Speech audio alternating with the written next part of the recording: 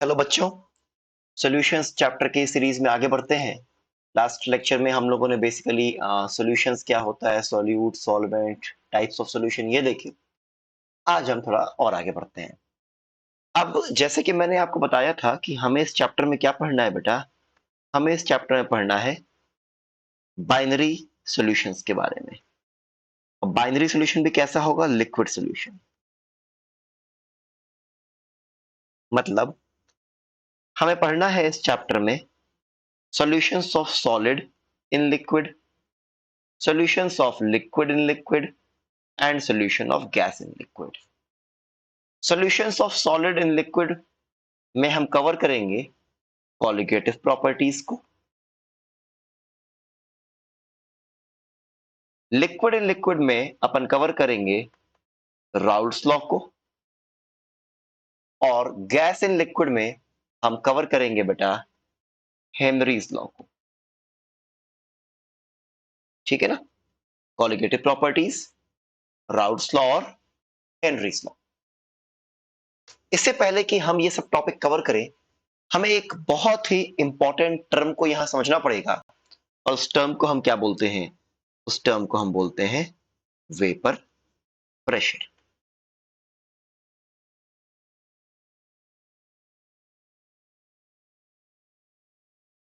Vapour pressure. अब ये term आप लोगों ने हो सकता है पढ़ा हो गैसियस स्टेट में, आप लोगों ने ये टर्म हो सकता है पढ़ा हो इक्विलिब्रियम वाले चैप्टर में, बट ठीक है, इसको एक बार आइए हम फिर से देख लेते हैं।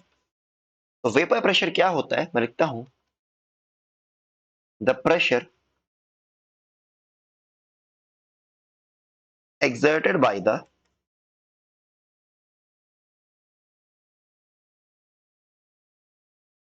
vapors of a substance, and when I say substance, substance can be either solid or it can be liquid. बताता हूं क्यों।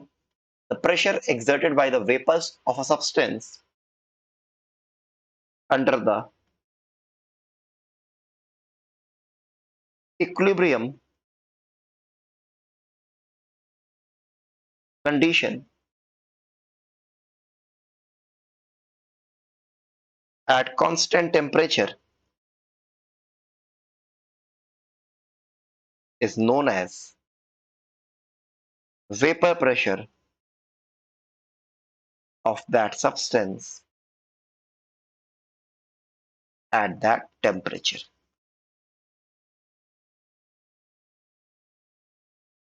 क्या कह रहा है कि किसी सब्सटेंस का वेपर प्रेशर क्या होता है? कोई सब्सटेंस है, चाहे वो सॉलिड हो चाहे वो लिक्विड हो, अगर वो वेपर बना रहा है, जैसे लिक्विड में तो समझ में आता है, पानी है जाता है बनाता है वेपर, अल्कोहल है जाता है बनाता है वेपर, सॉलिड बनाता है वेपर। अब बिल्कुल बनाता है, जैसे camphor, it is sublime, naphthalene balls, again it is sublime. तो pressure exerted by vapors of a substance, vapours of substance जो प्रेशर एक्सर्ट करें किस कंडीशन पे? इक्विलिब्रियम की कंडीशन पर एट कांस्टेंट टेम्परेचर, तो वो प्रेशर को ही आप क्या बोलोगे? Vapour pressure. तो the pressure exerted by vapour of a substance under which condition? Under the equilibrium condition is known as vapour pressure of that substance. अब यहाँ पे इस इक्विलिब्रियम कंडीशन मतलब क्या होता है? इक्विलिब्रियम पढ़ा है आपने, मैं समझाता हूं इसको कि किन दो चीजों के बीच में इक्विलिब्रियम आएगा तब आप मानोगे the pressure is vapour pressure. आइए समझाता हूं मैं। इसे मान लीजिए, सपोज ये कोई कंटेनर है, ठीक है ना? थोड़ा सा सही से करता हूं मैं। इसमें आपने सपोज करो वाटर भर दिया इनिशियली, और ये मान लो प्रेशर गॉज है। प्रेशर गॉज मतलब प्रेशर नापने की कोई मशीन है, इंस्ट्रूमेंट है। This is pressure gauge, time T बराबर 0, एंड दिस इज एट, ध्यान से आप समझना बेटा, टाइम टी बराबर टी इक्विलिब्रियम। ऑफ कोर्स यहां पे आपने सपोज करो वाटर भरा है, this is pressure gauge to measure the pressure.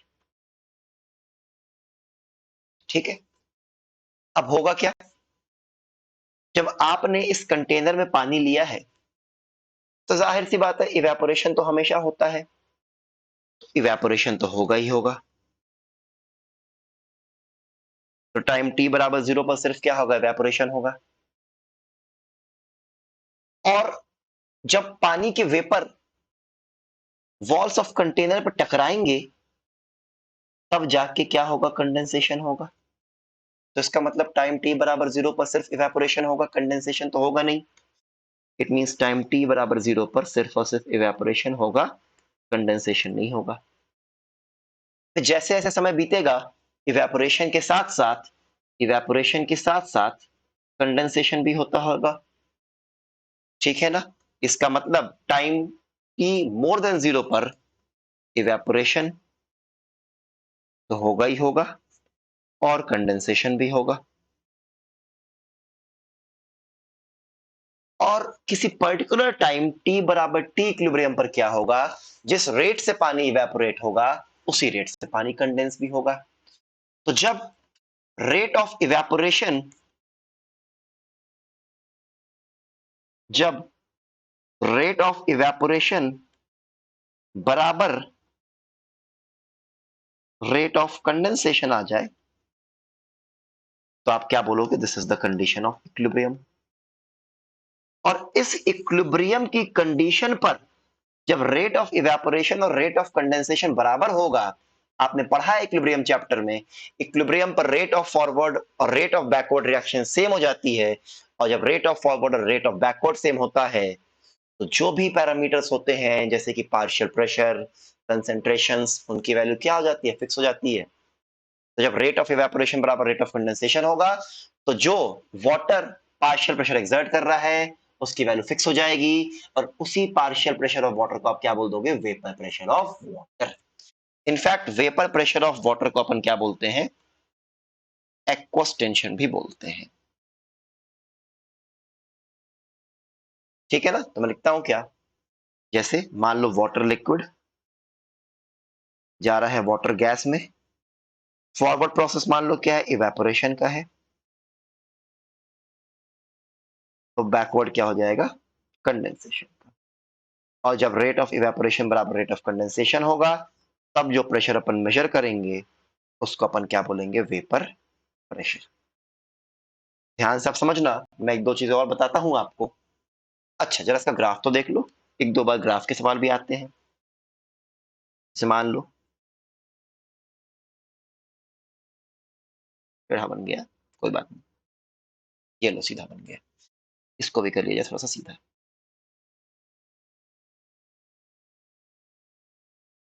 मान लो वाई एक्सिस पर रेट है, रेट मतलब स्पीड, और एक्स एक्सिस पर मान लो टाइम है। तो रेट ऑफ इवेपोरेशन तो कांस्टेंट होगा, this is the rate of evaporation. क्योंकि रेट ऑफ इवेपोरेशन किस पर डिपेंड करता है, टेम्परेचर पर, सरफेस एरिया ऑफ कंटेनर्स पर, इन पर डिपेंड करता है। अच्छा जाहिर सी बात है टेम्परेचर क्या है, कांस्टेंट है, surface area of container constant है, ये सभी चीज कांस्टेंट है तो रेट ऑफ इवेपोरेशन तो हमेशा कांस्टेंट होगा। कंडेंसेशन क्या शुरू शुरू में हो रहा था, नहीं हो रहा था। जैसे जैसे टाइम बीता कंडेंसेशन बढ़ता गया और एक पॉइंट ऑफ टाइम के बाद रेट ऑफ इवेपोरेशन और रेट ऑफ कंडेंसेशन क्या हो गया, बराबर हो गया।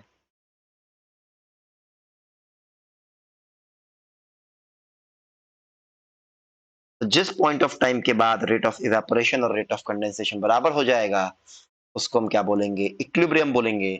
और उस वक्त जो प्रेशर आप मेजर करोगे वो कांस्टेंट हो जाएगा, उसी को हम क्या बोलेंगे, वेपर प्रेशर। ठीक है ना, क्या मेरी बात समझ में आ रही है। अच्छा अब आप एक दो चीजों को आप और समझो। जैसे मान लो अभी आपने लिखा water liquid in equilibrium with water vapour. ये बात तो आप समझते हो कि वाटर इज अ सॉल्वेंट, और सॉल्वेंट को हम बोल देंगे प्योर लिक्विड। जब भी मैं कहूं प्योर लिक्विड इसका मतलब आप समझ जाना कि वो सॉल्वेंट की मैं बात कर रहा हूं, उसमें कुछ मिक्स नहीं है। अब किसी भी इक्विलिब्रियम के लिए आप इक्विलिब्रियम कांस्टेंट की वैल्यू आप लिखते हो ना, है ना? तो सपोज करो मैंने इसके लिए इक्विलिब्रियम कांस्टेंट की वैल्यू लिखी केपीसी, मतलब equilibrium constant in terms of partial pressure and concentration. तो क्या हो जाएगा? वो हो जाएगा partial pressure of water vapour, जो कि ऑफ कोर्स प्रोडक्ट में है, अपॉन अपॉन क्या कंसंट्रेशन ऑफ वाटर यहां पे नीचे आएगा कि नहीं बताओ? लेकिन आपको पता है चूंकि वाटर क्या है, सॉल्वेंट है, प्योर लिक्विड है, तो वाटर की कंसंट्रेशन तो फिक्स होती है 55.55 मोलर। एज सच उसको हम यूनिटी मानते हैं कि नहीं, हमने पढ़ा है इक्विलिब्रियम में। तो हमें ये बात समझ में आ रही है कि जो केपीसी की वैल्यू है वो किसके बराबर हो गई? वो हो गई partial pressure of water vapour at equilibrium. और इसी को आप क्या बोल रहे हो? इसी को आप बोल रहे हो वेपर प्रेशर। और इस केस में किसका वेपर प्रेशर? ऑफ वाटर या water vapour.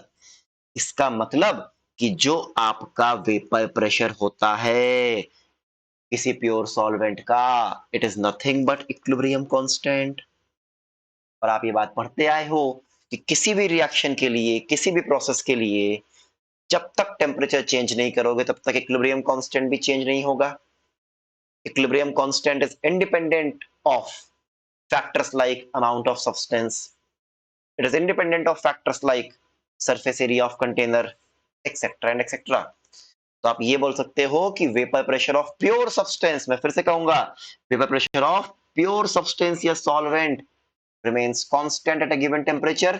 It is independent of factors like amount of liquid, मतलब amount of water, surface area of container, etc. तो ये बात दिमाग में बैठा लो कि प्योर सब्सटेंस के लिए वेपर प्रेशर क्या होगा? इंडिपेंडेंट होगा। इससे अमाउंट ऑफ लिक्विड से, सरफेस एरिया ऑफ कंटेनर से। क्यों? क्योंकि ये इक्विलिब्रियम कांस्टेंट है। ये बात को दिमाग में बैठा लो। होता क्या है कि ये बात लोग बोलते तो है कि vapour pressure is independent of amount of substance या फिर सरफेस एरिया ऑफ कंटेनर, लेकिन एक्सप्लेन नहीं कर पाते। तो आप ये बात समझ लो ऐसा क्यों हो रहा है, क्योंकि ये एक इक्विलिब्रियम कांस्टेंट है। इसका मतलब पानी चाहे तो आप इतने बड़े गिलास में लो, या फिर बड़े से आप और कंटेनर में लो, या फिर पतली सी पाइप में लो, जब तक टेम्परेचर कांस्टेंट है तब तक वेपर प्रेशर ऑफ वाटर भी क्या आएगा? सेम आएगा। ठीक है ना? अच्छा, अब मैं इसमें आपको एक चीज और बताऊंगा जो कि आगे आपको काम आएगी। मान लो ये प्योर वाटर ना होके, मान लो मैं यहां पे क्या लेता, एक्वस शुगर सोल्यूशन, मतलब शक्कर मिक्स है पानी में। अब पानी मान लो जा रहा है वेपर बना रहा है। अच्छा, एक बात आपको समझनी है कि जब मैंने कहा कि हमें पढ़ना है सॉलिड इन लिक्विड, तो हम थ्रू आउट द चैप्टर में ये मानेंगे कि जो सॉलिड है वो नॉन वोलाटाइल है, और जो लिक्विड है वो क्या है? वोलाटाइल। वोलाटाइल मतलब जो वेपर बना ले आराम से, वेपर फॉर्म में। और सॉलिड कोई वेपर नहीं बनाएगा, ये बाय डिफॉल्ट एज्यूम कर देगा। खैर, तो जैसे मान लो मैंने एक्वस शुगर सोल्यूशन लिया, तो जाहिर सी बात है वेपर में क्या जाएगा? वाटर जाएगा। अब जरा इसके लिए केपीसी की आप लिखो वैल्यू। केपीसी क्या हो जाएगा? Partial pressure of water vapour. बताओ, क्या चीनी के घोल की कंसंट्रेशन आप चेंज नहीं कर सकते हो? चीनी की मात्रा बढ़ाओ, चीनी की मात्रा कम करो, पानी की मात्रा बढ़ाओ, पानी की मात्रा कम करो, द मोलारिटी या concentration of sugar solution will change. तो यहां पे क्या लिखता हूं? Concentration of sugar solution. अब आप खुद सोचो, किसी गिवन टेम्परेचर पर इक्विलिब्रियम कांस्टेंट तो फिक्स होता है, तो अगर concentration of sugar solution change होगा तो वेपर प्रेशर को भी क्या होना पड़ेगा? चेंज होना पड़ेगा, सो दैट के रिमेन्स कांस्टेंट, बिकॉज के is a property of equilibrium, it depends only on temperature. Sugar solution का जब आप कंसंट्रेशन चेंज करोगे, पानी की मात्रा बढ़ा के, पानी की मात्रा घटा के, शक्कर को ऐड करके, शक्कर को रिमूव करके, तो automatically vapour pressure has to also change. इसका मतलब vapour pressure of solution changes with change in concentration. It will change with the amount of water, it will change with the amount of sugar, but vapor pressure of pure liquid या फिर water will not change with amount of water, क्योंकि पानी का amount change करो तो पानी की concentration में कोई फर्क नहीं पड़ता है, that remains 55.55 molar if the water is pure. I hope मैं ये बात समझा पा रहा हूँ। बहुत बहुत इंपॉर्टेंट है ये, वाइवास वगैरह में पूछता है। If you go to good colleges like आईआईएससीज, तो वहां पे ये सब सवाल वो इंटरव्यूज में आपसे पूछेंगे। ठीक है ना? अच्छा, तो some important points regarding vapour pressure.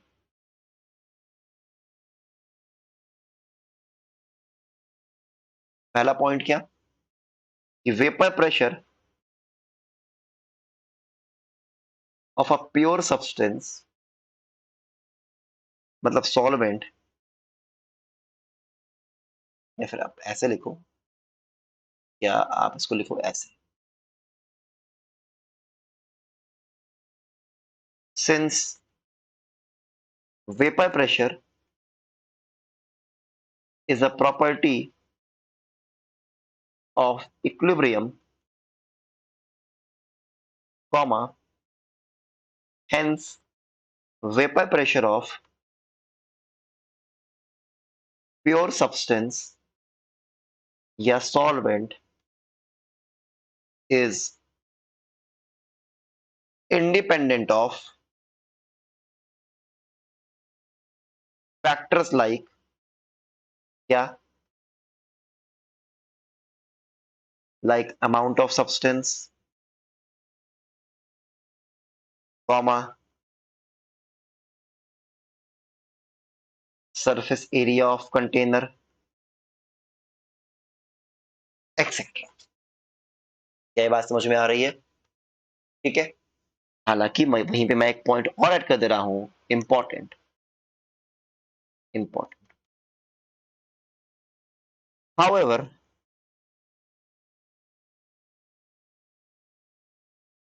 Vapour pressure of solution at a given temperature depends on the amount of substance। मेरा मतलब किससे है? कंसंट्रेशन ऑफ सॉल्यूशन से। आई होप मैं ये पॉइंट आपको समझा पा रहा हूं, इसमें कोई दिक्कत वाली बात नहीं है। क्या ये पॉइंट समझ में आ गया आपको? ठीक। नेक्स्ट पॉइंट जरा आप देखिए तो। Next point, greater is the intermolecular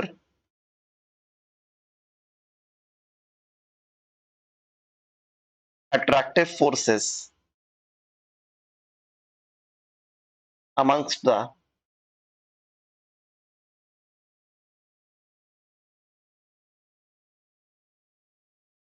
greater is the intermolecular attractive forces amongst the constituent particles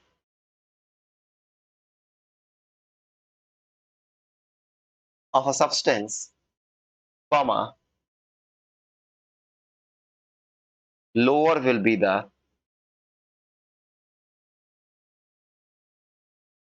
value of vapor pressure। अच्छा, जब आप ये सब बातें कह रहे हो तो टेम्परेचर को आप कांस्टेंट ही मान रहे हो, इसका मतलब आप समझो, आप खुद ही समझ सकते हो कि जैसे मान लो कोई सब्सटेंस है ए, अगर ए और ए के बीच की बॉन्डिंग अच्छी है तो क्या ए वेपर में जाएगा उतनी आसानी से? नहीं जाएगा, तो वेपर प्रेशर कम हो गया। लेकिन अगर मान लो कोई दूसरा सब्सटेंस है बी, अगर बी और बी के बीच की बॉन्डिंग वीक है,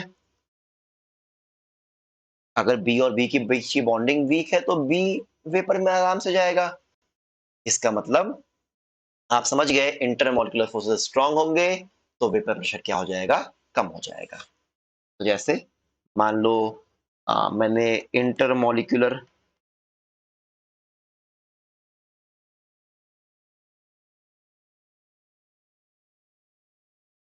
अट्रैक्टिव फोर्सेस का जैसे मान लो मैंने लिखा ऑर्डर, जैसे मान लो मैंने लिखा क्या? वाटर, फिर मैंने लिखा इथेनॉल,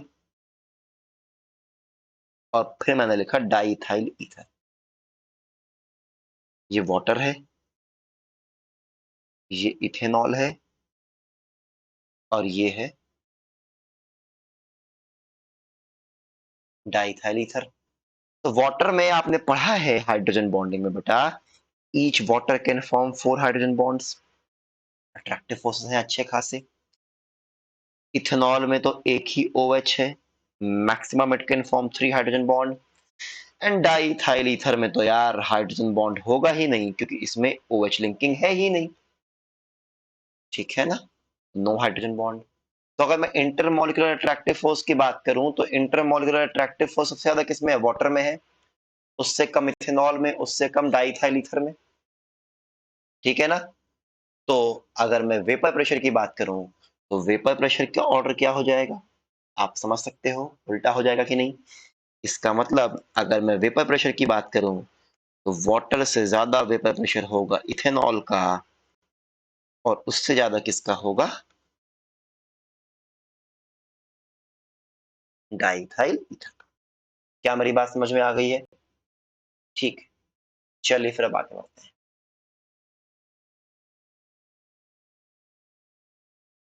नेक्स्ट पॉइंट आप देखो, point number 3। For a given substance, किसी गिवन सब्सटेंस के लिए, for a given substance, in fact point number 3 is very very important.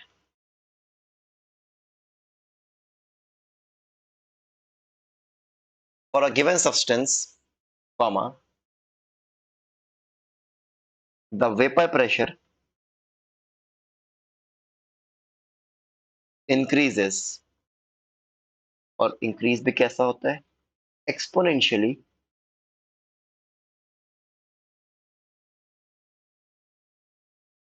with rise in temperature। क्या कह रहा है? जैसे मान लो आपने पानी लिया, तो पानी का आप जैसे जैसे टेम्परेचर बढ़ाओगे तो उसका वेपर प्रेशर भी क्या करेगा? बढ़ेगा। मतलब as temperature increases vapour pressure also increases. Logical बात है, टेम्परेचर बढ़ाओगे तो इंटरमोलिकुलर अट्रैक्टिव फोर्सेस वीकन होंगे, तो वेपर में जाने की टेंडेंसी भी क्या करेगी? बढ़ेगी। In fact the graph is something like this.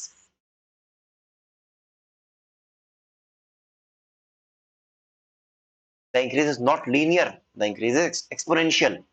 अच्छा जरा आप, अब आप इसमें आओ, ये जो आप कह रहे थे वाटर, इथेनॉल और डाइथाइल ईथर वाला, जरा समझो तो। मान लो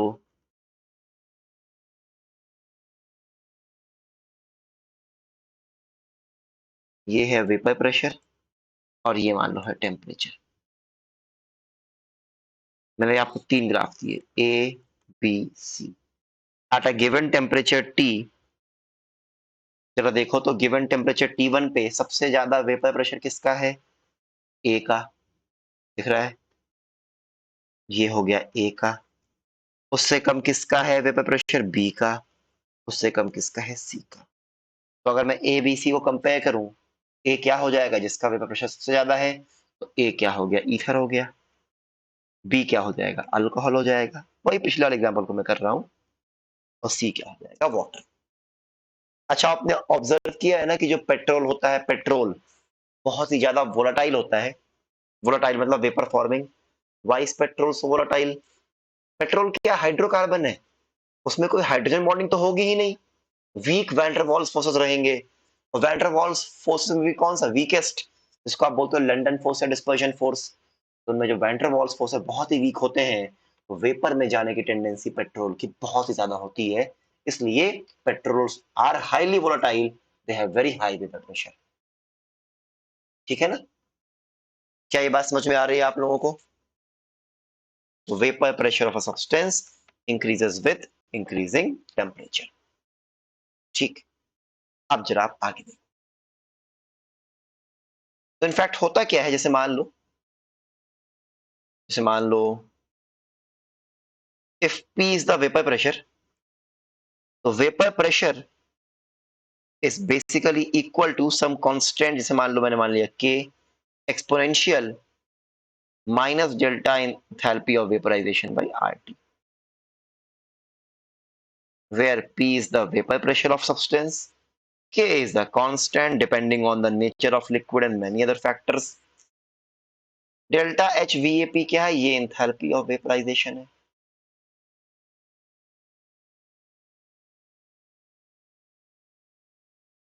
ऑफ कोर्स R क्या है? यूनिवर्सल गैस कांस्टेंट है.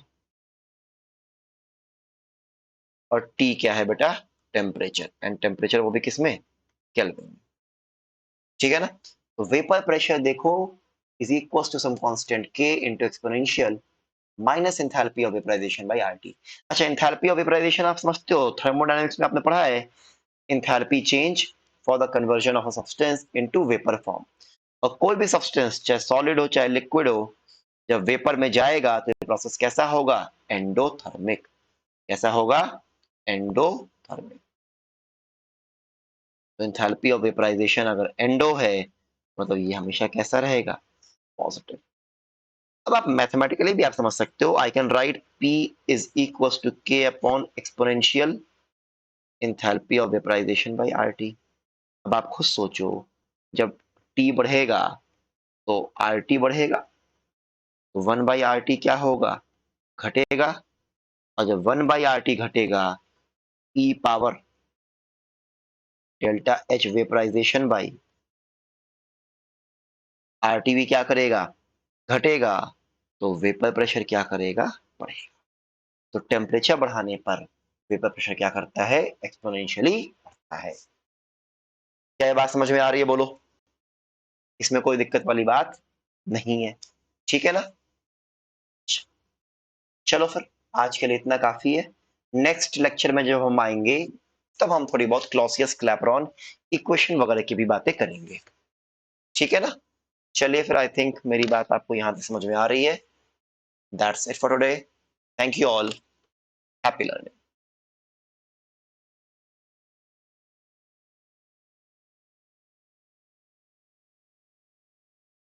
Thank you.